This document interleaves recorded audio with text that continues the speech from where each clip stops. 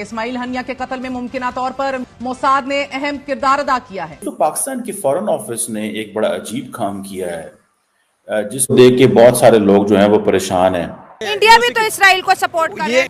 Israeli adventurism, एक वही statement को थोड़ा रद्दबदल करके ये कर दिया growing adventurism in the region, यानी पाकिस्तान ने वर्ड इजराइल रिमूव कर दिया।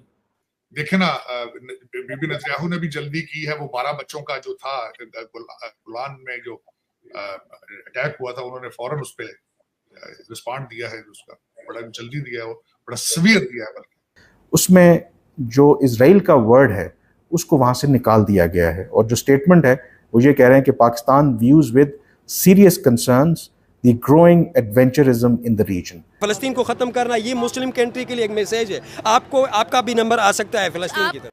अगर पाकिस्तान ये समझता है तो इतनी कमजोर स्टेटमेंट पाकिस्तान ने क्यों दी है?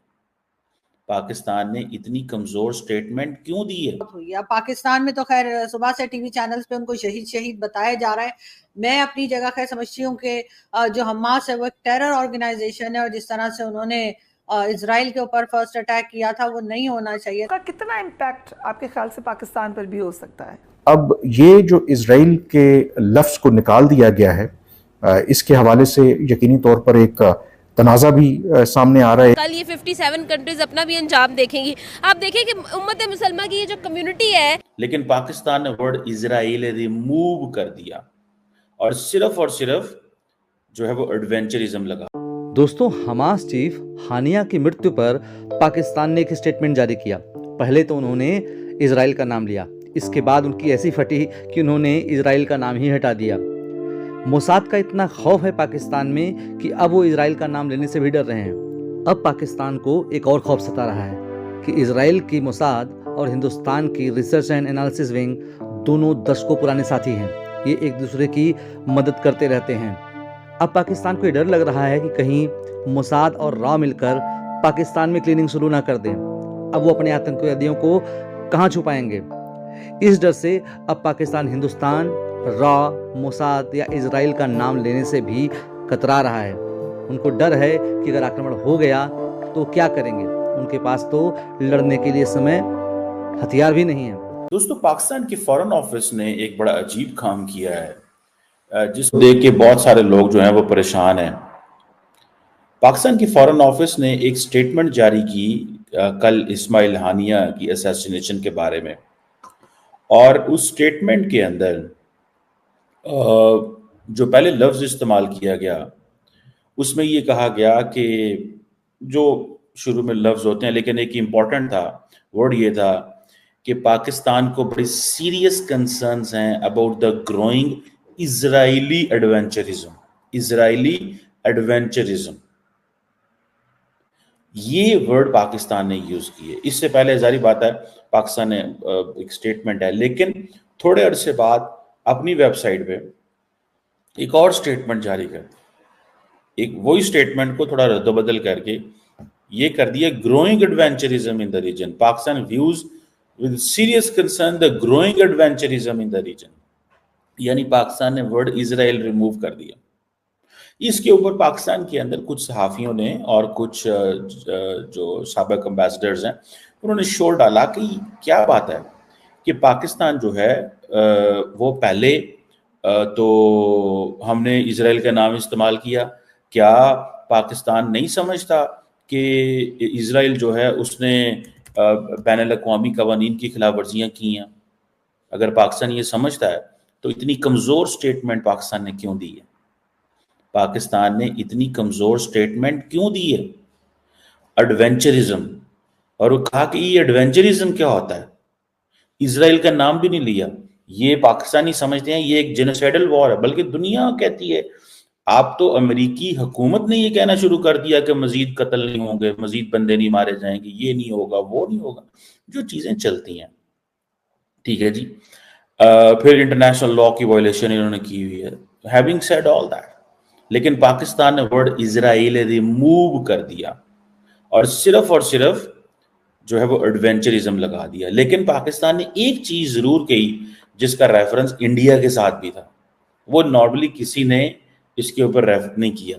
पाकिस्तान की पॉलिसी ये है कि पाकिस्तान कहता है जी कि ये जो extra judicial and extra territorial killings हैं, ये this is a form of terrorism.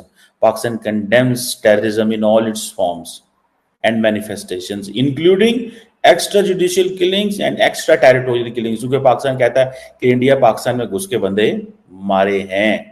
आपको याद होगा थोड़ा अर्सा पहले पाकिस्तान की फॉरेन सेक्रेटरी ने इस हवाले से भी स्टेटमेंट जारी की थी और ये सारी बातें उन्होंने की थी।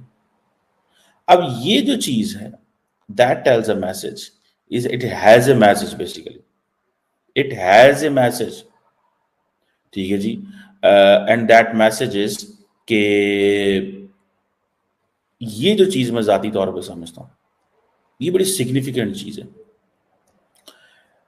कि क्या पाकिस्तान अंडर प्रेशर है, किसके अंडर प्रेशर है। इससे पहले एक और डेवलपमेंट भी होती है कि जब इस्माइल हानिया का असैसिनेशन होती है ईरान के अंदर, तो पाकिस्तान के जो वज़ीर-ए-आज़म है उन्होंने ईरान जाना था।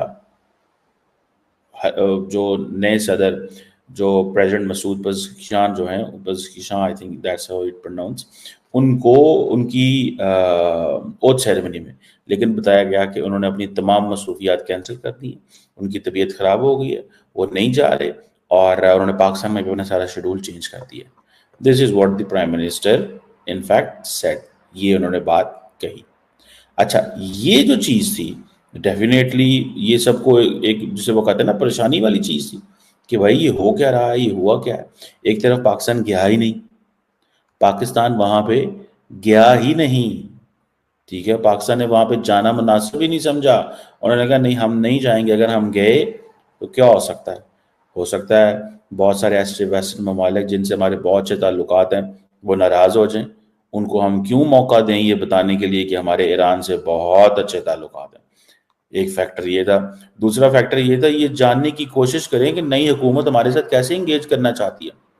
जो पिछले सदर साहब थे वो तो पाकिस्तान आए थे और उनकी वफात से कुछ अर्सा पहले जब उनका हेलीकॉप्टर क्रैश हुआ वो और फॉरेन मिनिस्टर पाकिस्तान आए थे, मुझे भी मौका मिला उनसे मिलने का। लेकिन the point at that time is बड़ी इंटरेस्टिंग ये सिचुएशन है। इस वक्त पॉइंट ये है कि how come this is going to be in a way, ये कैसे हो रहा है और कैसे चल रहा है और कैसे चलेगा ये सब कुछ, कि पाकिस्तान इतना अंडर प्रेशर हो कि पाकिस्तान ईरान नहीं जाता, पाकिस्तान ईरान से गैस नहीं ले सकता, पाकिस्तान ईरान से पेट्रोल नहीं खरीद सकता, पाकिस्तान जो है वो खुल खिला के अपनी जो ट्रेड है ईरान के साथ नहीं कर सकता। क्यों? जारी बात है पाकिस्तान को वो सस्ती पड़ेगी ना सारी चीज़ें। It's very cheap for Pakistan इन चीज़ों को हासिल करना। अगर पाकिस्तान इस तरह हासिल नहीं करेगा तो देन डेफिनेटली ये चीज़ें जो हैं that this is going to be very catastrophic. दोस्तों, पाकिस्तानियों को सुनकर हंसी आती है। कहाँ से आते हैं ऐसे लोग? ऐसा लगता है ये लोग हमारे गोले के नहीं हैं, किसी और गोले से आए हैं।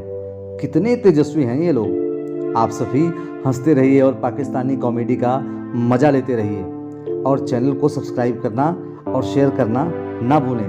धन्यवाद।